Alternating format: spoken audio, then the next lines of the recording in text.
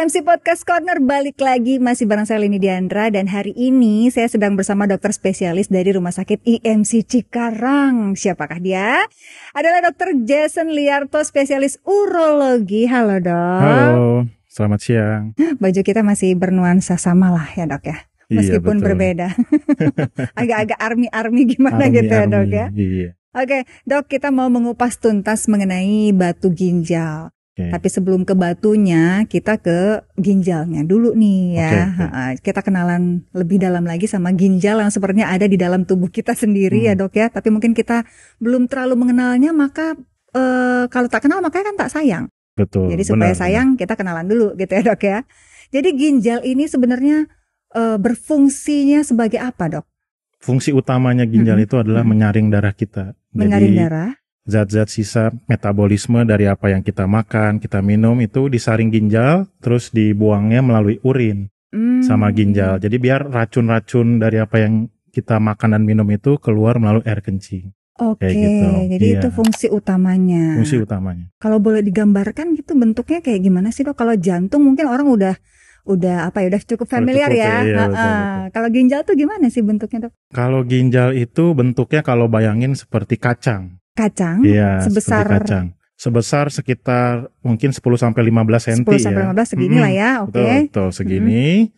Terus biasanya sih kalau orang awam itu dia lebih berfokus ke ginjalnya aja. Padahal saluran kencing kita kan panjang ya. Ginjal hanya salah satu organ dari saluran kencing kita. Tapi kalau pada masyarakat awam biasanya ada batu misalnya di saluran ginjal atau di kantong kami dibilangnya batu ginjal.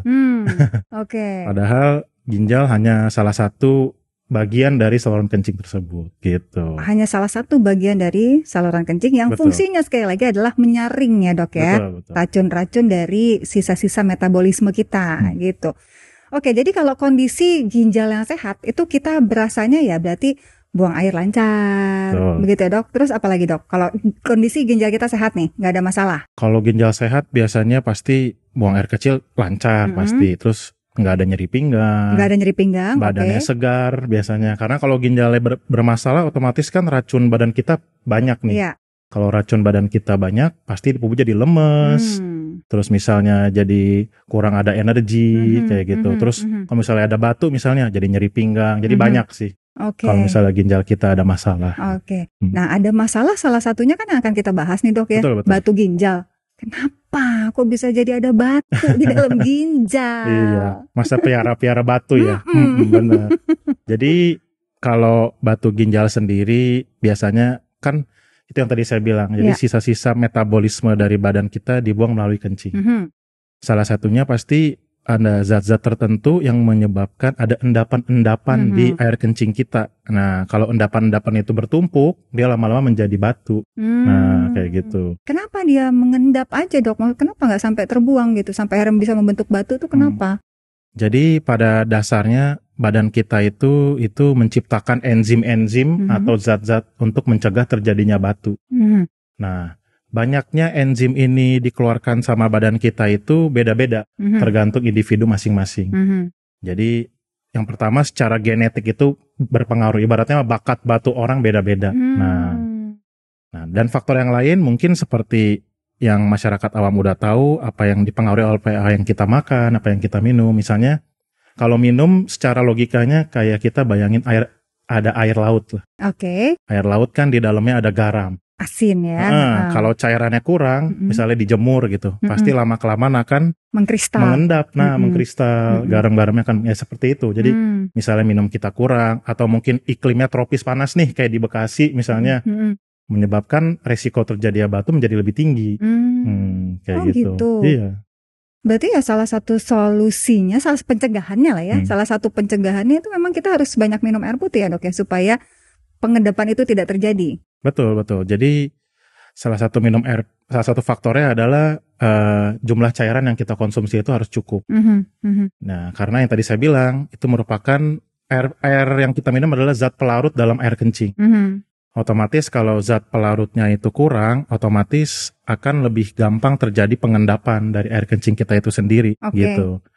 Jadi memang untuk yang direkomendasikan biasanya minimal 1,5 sampai 2 liter air itu harus kita konsumsi setiap hari, kayak gitu.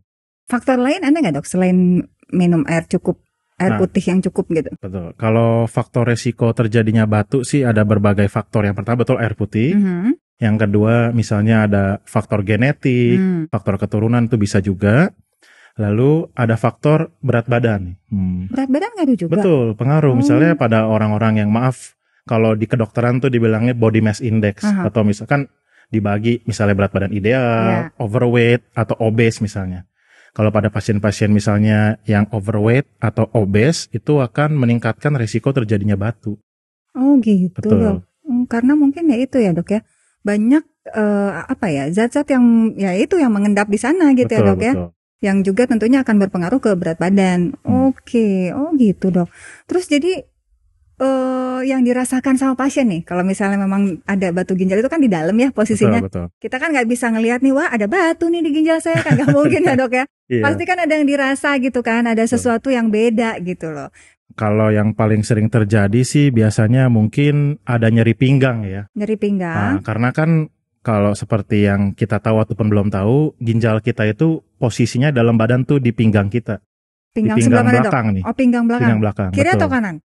Di sebelah kiri ada, sebelah kanan ada. Kan kita punya ginjal 2. Makanya suka ada istilah jual ginjal. Nah, maksudnya bisa yang kiri, bisa yang kanan ya dok ya. Kalau 2 harganya 2 kali lipat ya.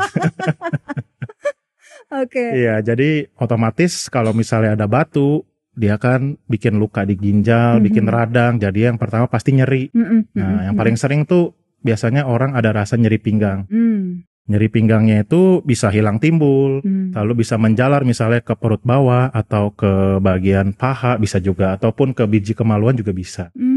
Kayak gitu. Lalu selain nyeri pinggang, mungkin kalau misalnya batunya itu menyebabkan infeksi, bisa ada demam, menggigil. Lalu kalau misalnya dia nyumbat, mungkin bisa ada keluhan sulit berkemih, atau buang air kecilnya mungkin bisa jadi merah atau keruh, seperti itu.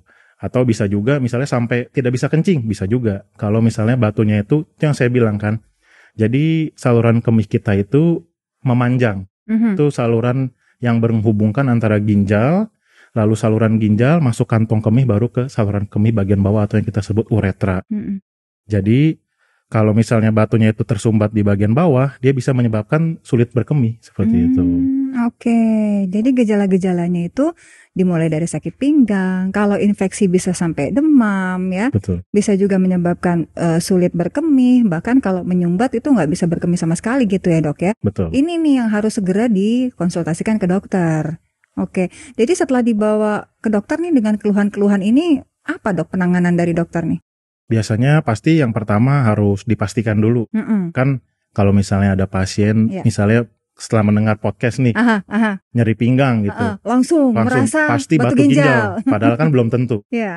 Kan penyebab nyeri pinggang mungkin ada banyak. Jadi pasti memang betul yang pertama yang harus kita takuti atau waspadai kan misalnya ada batu ginjal atau ada kelainan di ginjal. Jadi pasti pertama kali harus diperiksa, mungkin dengan pemeriksaan minimal USG atau CT scan untuk memastikan apakah betul. Apakah karena batu, apakah karena infeksi, atau mungkin kan bukan karena penyakit di bagian urologi juga bisa. Nah, kalau memang sudah ketahuan, baru nanti kita mulai penanganan yang memang untuk menangani batunya tersebut. Nah, seperti itu. Nah, menangani batunya ini nih, gimana nih dok? Itu dia apakah bisa dengan hanya dengan minum obat lalu hancur, atau misalnya memang batunya itu harus diambil, atau gimana dok? Nah, jadi yang seperti tadi saya sudah bilang, jadi yang pertama, saluran kemih kita itu panjang.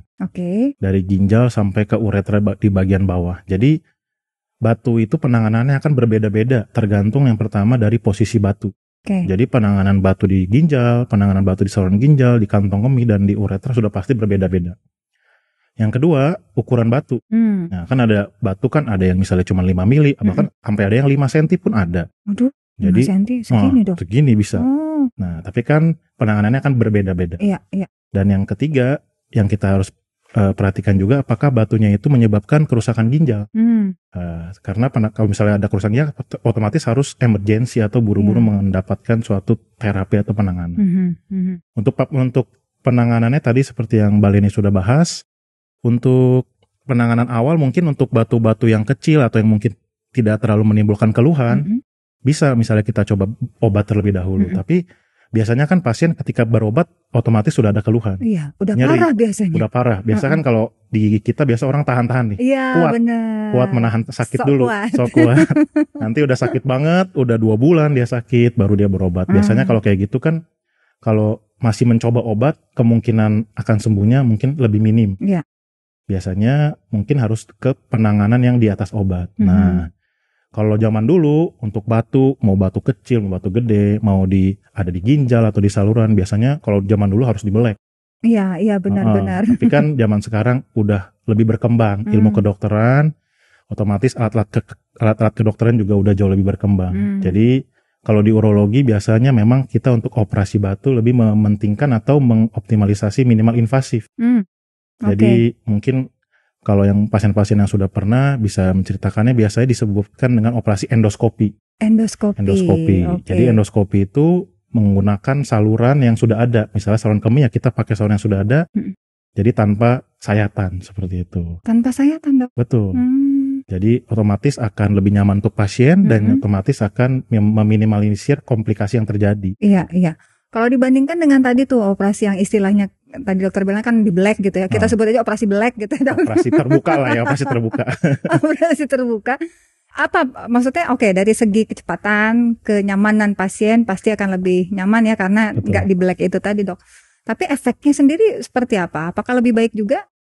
Jadi memang ada beberapa keadaan misalnya pada batu yang sudah infeksi parah atau apa yang membutuhkan juga operasi yang harus dibuka. Tapi zaman sekarang hampir sebagian besar penyakit ginjal ataupun batu, baik itu di ginjal ataupun di saluran kemih yang lain, bisa ditangani dengan operasi minimal invasif.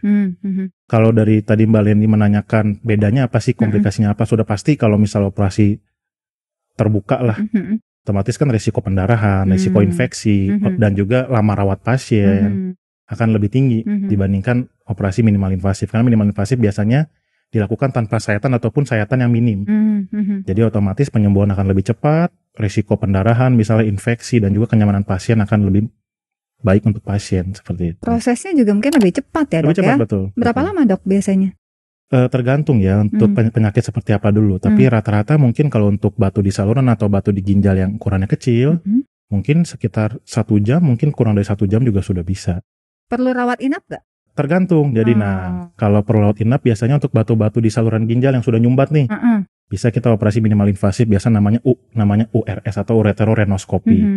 Nah itu memasukkan kamera ke dalam saluran ginjal, nanti batunya dilaser di dalam. Nah jadi bersih tanpa sayatan, pasien juga besokan langsung pulang, tidak ada keluhan. Malah ada yang lebih canggih lagi nih. Kalau lebih canggih lagi biasanya untuk batu di ginjal yang ukurannya kecil, malah tidak perlu dirawat karena bisa menggunakan teknologi namanya ESWL. Jadi ESWL atau extracorporeal shockwave lithotripsy, jadi memecahkan batu dengan gelombang suara dari luar. Setelah ditembak, pasiennya bisa langsung pulang. Oh gitu, Dok? Iya.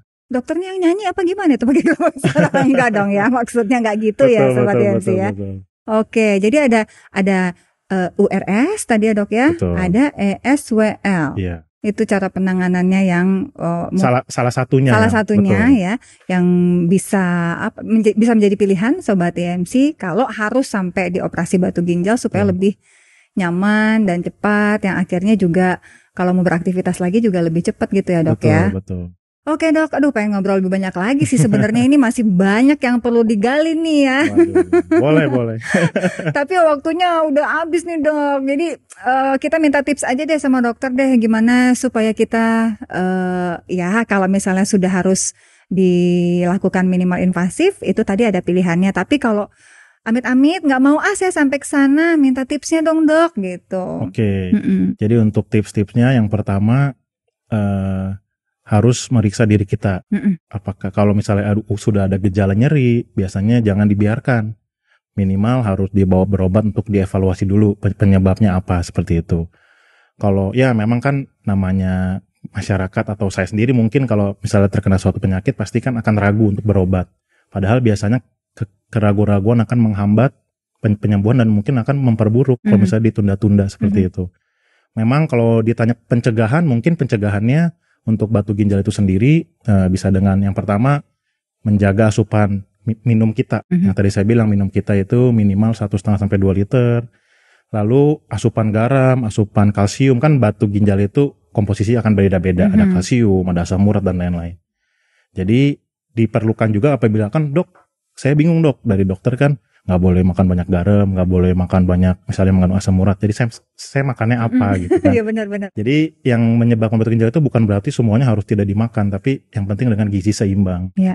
Kalau memang butuh penanganan kan bisa dikonsultasikan juga dengan dokter gizi lah kayak gitu. Betul. Ya intinya jangan berlebihan ya dok ya. Betul. Yang berlebihan kan kurang bagus juga gitu ya. Oke, ini bermanfaat sekali sih dok tentang batu ginjal ini. Termasuk juga mungkin buat sobat IMC yang masih bingung, aduh gimana ya kalau misalnya saya punya batu ginjal, penanganannya harus seperti apa ya? Sudah terjawab nih sama dokter Jason hari ini ya. Terima kasih banyak dokter. Terima kasih banyak Maleni. Oke, dan kalau sobat IMC juga mungkin mengalami gejala-gejala yang tadi kita sebutkan, terus pengen berkonsultasi nih dengan dokter Jason, bisa cek hari dan waktunya ya. Beliau praktek itu di mana, di hari apa, jam berapa, di www.imc.id. Follow juga Instagram @rs.imc, dan juga jangan lupa subscribe nih channel YouTube kita. Subscribe ya dok abis ini ya. Siap. Sudah. Oh udah. Bagus. RSIMC untuk terus mendapatkan informasi terbaru seputar masalah kesehatan dengan spesialis ahli dari Rumah Sakit IMC di IMC Podcast Corner. Saya Leni Diandra, sampai jumpa.